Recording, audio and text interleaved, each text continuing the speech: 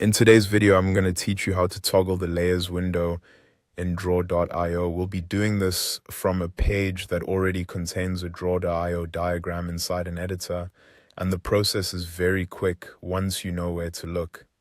If you need to manage different elements in your diagram more efficiently, opening the layers window can make that much easier. To get started, open the page where your draw.io diagram is embedded. Once you can see the diagram in the editor, click on it to select it. When the diagram is selected, a floating toolbar should appear nearby.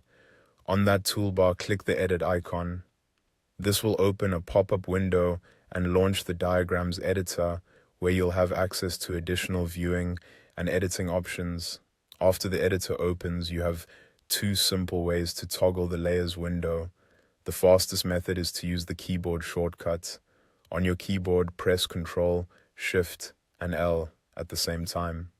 As soon as you do that, the Layers panel will open inside the Draw.io editor.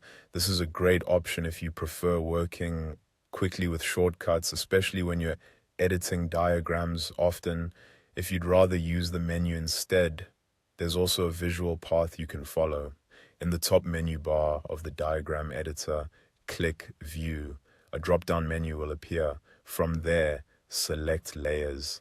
This will open the same Layers panel, so you can choose whichever method feels more convenient for you. The nice thing is that both options lead to the exact same result.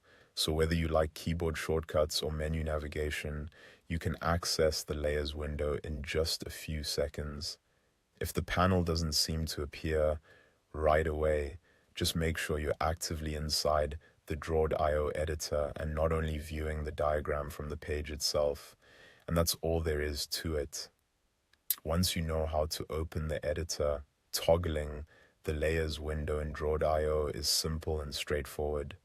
You can either press Ctrl, Shift, and L, or go to View and choose Layers from the menu.